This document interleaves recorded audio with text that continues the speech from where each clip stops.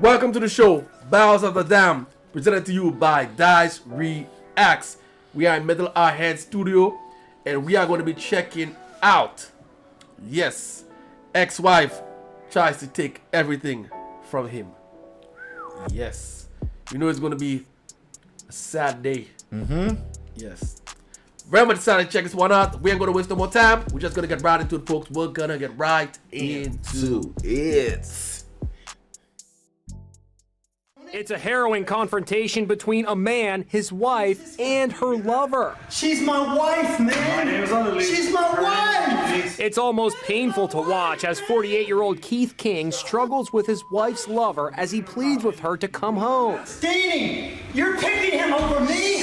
You're picking him over me now. I don't want this. Now, this bitter love triangle has led to a shocking court verdict. Keith King sued his wife's lover and was just awarded $9 million. Here's Les Trent. That controversial lawsuit was heard right here in this courthouse. Keith King claimed that his marriage was in perfect shape until that stranger came along and stole his wife and ruined everything. Every time he knew I was out of town, he was coming into town.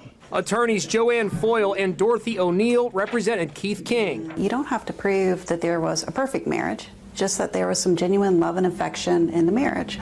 Keith King owns a BMX stunt show that performs at NFL halftime shows and state fairs across America. Okay. His 33-year-old wife Danielle worked with him as an MC. She says the marriage was already in trouble before she became involved with another man. He discovered Danielle was cheating when he found flirtatious texts on her phone. I called him from her phone. Okay, You want to take a pause here? yeah, but one thing I heard there. He is 48. Keith is 48, Yeah. and the wife is 33. 33, yeah. What? Like you talking about the age gap? I'm looking at the age gap. But definitely, eventually, should have gone for somebody younger. Men have to hold themselves accountable as well. Because it's almost like as men, we know what kind of women we can get when we have nothing. Yeah. You know that. Yeah. I mean, if you were getting ugly ducklings when you were broke, and you're getting some nice, fine wine, you know, right now that you got some money, man, don't get it twisted, bruh. Don't get it twisted. You know she ain't there for you. Not for the love, man. Not for the love. No, brother. I have got a story similar to his, you know, but I wasn't married.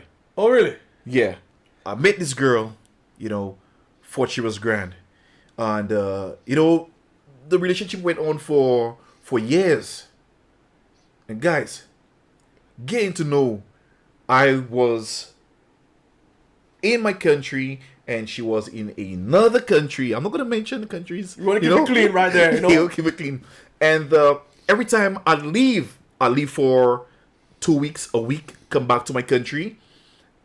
Then there will be another man. You understand? So, but I wasn't married. And all she used to say, it's a friend, it's a friend, it's a friend. And now she's married to that same person. You know? Yeah. So, I She's was married to the same guy that she said that was always a friend. I was always a friend. Yeah, I was not a multi-millionaire. So, at that time, yeah. I mean, we're going to go deeper into the story on some other time. Yeah. Because some other I time. want to hear the entire story, guys. No, I want to hear the entire story. If I knew that he got so much money when he sued the other guy, I should have done that, man. Now that is kind of shocking. Yeah, that's kind of shocking. That's why I was like, what? So I want to hear the rest of this. Yeah, because it's on U.S. territory base as well. And I said, she's a married woman. Leave her alone. Don't you ever contact her again.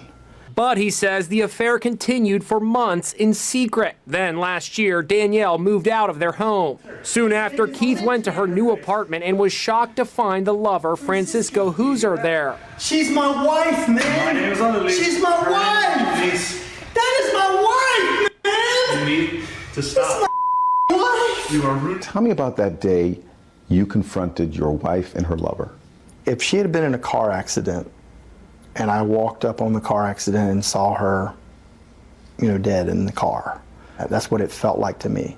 I felt like I just witnessed her die. Keith says he considers the $9 million award to be a hollow victory because he'd give anything for his old life back. There isn't a dollar amount that you can put on it for what I think my family's worth. I mean, you could hear the pain in this man's voice. Yeah, man. He's hurting.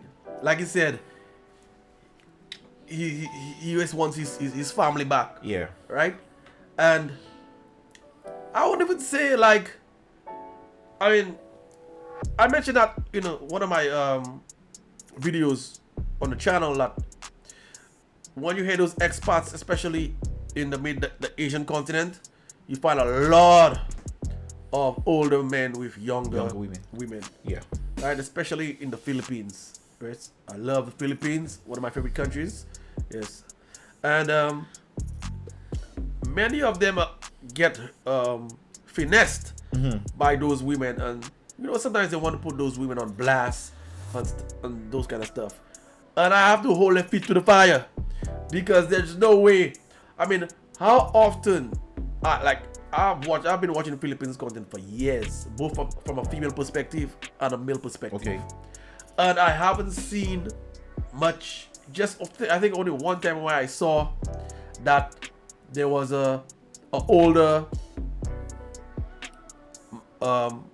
man, a Filipino man, with a younger woman, a Filipina. But the equation was that the man, the Filipino, was a multimillionaire. Okay. He wasn't some average dude, right?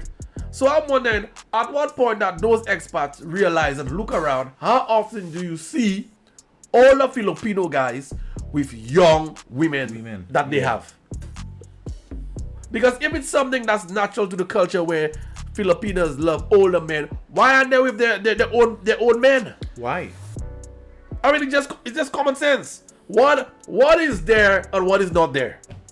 Because I've heard expats saying that some of the expats saying that the Filipino women love older men, and I'm like, bro, are you serious? But it's not common in. But why is it common in their own culture? Yeah. It's only for foreigners. Only for foreigners. So it can be something that's part of the culture.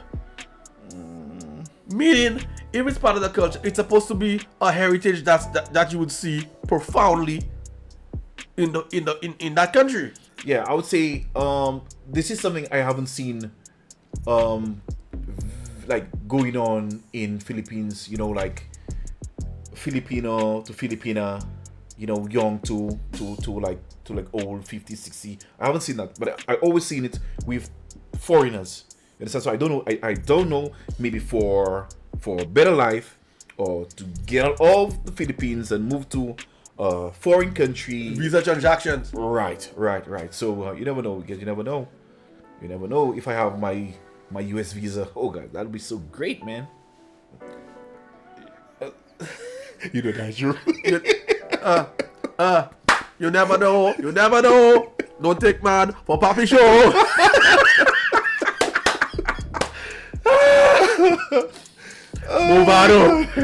Movado this is something like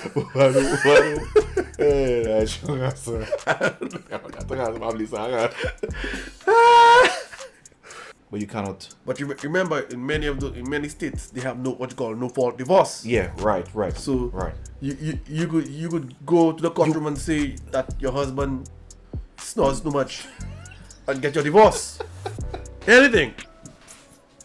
Yeah, it's ridiculous what men actually put themselves in, where someone could just opt out of a contract just because of those foolishness. Yeah. Yeah. But that's how ridiculous it is. So I'm just wondering, like, I meant that dumb to get married. I mean, why do you have to get married when you have so much to lose? There's so much to lose, man. Yeah. And that's why I've been saying, not for a long time, but sometimes when I'm with some of my close friends, we have different debates and stuff, And some people love to use, for example, women that have children, right? And they find themselves in a financial struggle because of the man is not around to help her take care of the child and whatnot. And they sometimes you hear them say, if they knew they'd make better decisions, if they knew that the life was, it would be so hard being a single mom. And I disagree with them. The majority of them, I disagree with them. Well, I disagree with all.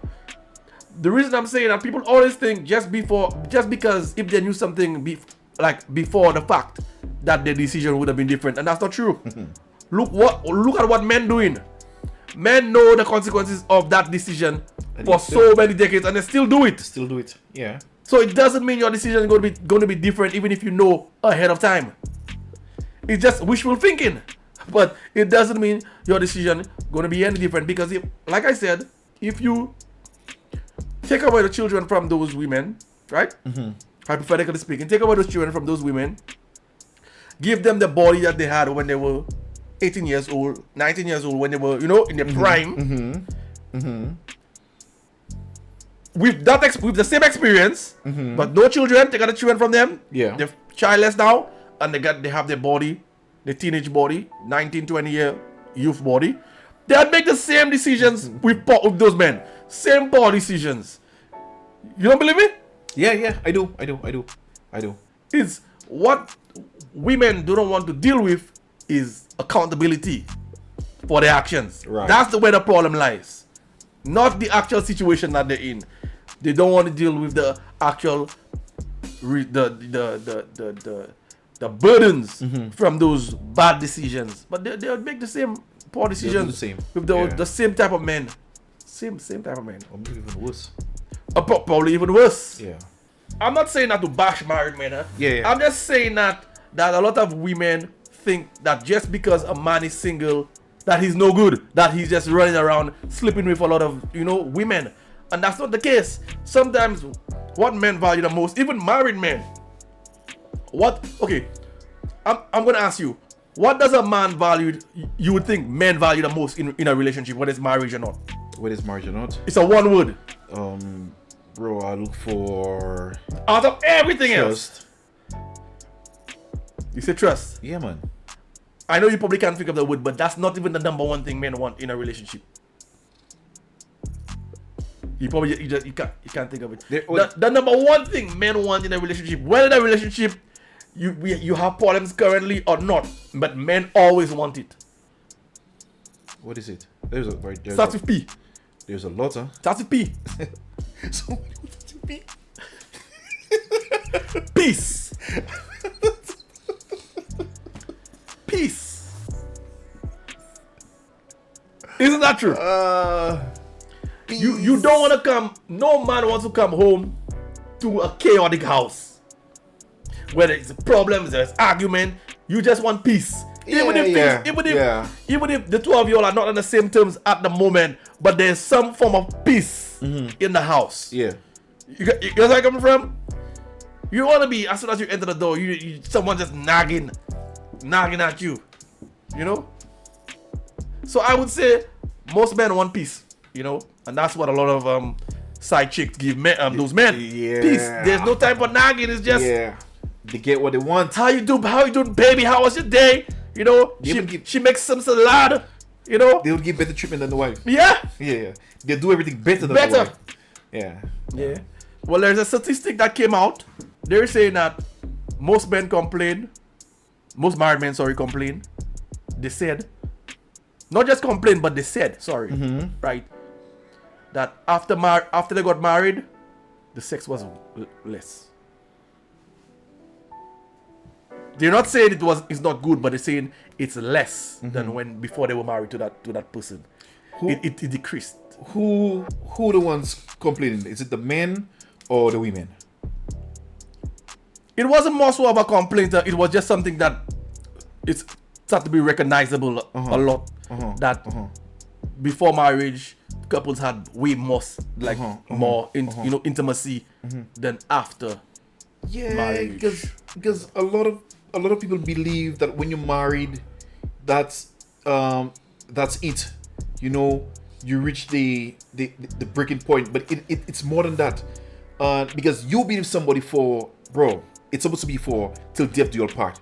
You know, you need to do stuff. You need to explore, to experiment. Okay, for instance, some married couples wouldn't do certain positions because they would say, oh, that's my wife. I don't want to do that to my wife. You know, I want to make my wife do this to me. No, brother. No, brother. You have to experiment. If you need to put it there, put it there. If you need to put it over there, put it over there. You understand? Make things exciting. So you need to every day, every time passes, you need to do stuff to make this relationship exciting. You know what? Because if it's not, bro, it's gonna be bored, and then you guys are gonna go and look for something else to do. You know, you're gonna go on that road, this one's going on the other road. You know, so you gotta just do things to make a relationship exciting all the time, man. There's so much energy and investment that they do before any kind of commitment, and it's almost like when they get that achievement, that prize, which is getting married. Yes. The effort goes down. They believe that's it. Yes, they believe that's it. Yeah, they believe that's it. They believe they reach. And it's not just in marriage; it's in everything that has to do with reward. Right. It's right, like right. what's like? I ain't got to do nothing again. I've reached. Yeah, so who cares? Like, rich? Yes. So that's it. After we married, that's it. Nah, but it's more than that. It has to be more than that. It has to be more to that. Now, don't you think that in most cases, I would say that the women, it's almost like an something that's not spoken that women know. You never heard they discuss that. I've never heard a woman talk about it as straightforward as what I'm about to say.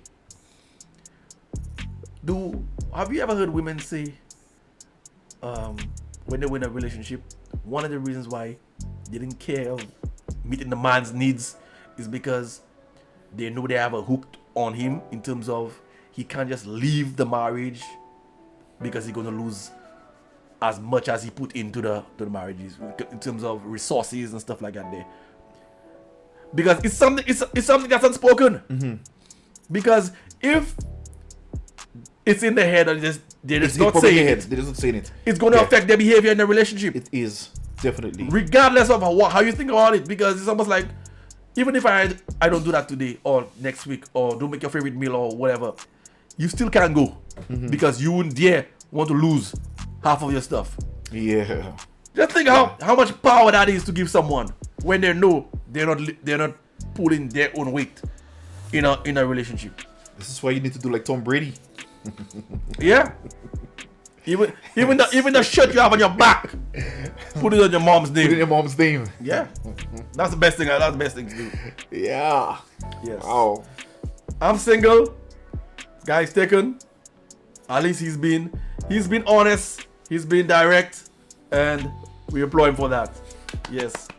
I just hope none of you guys out there are one of those damned. Until next time, peace out.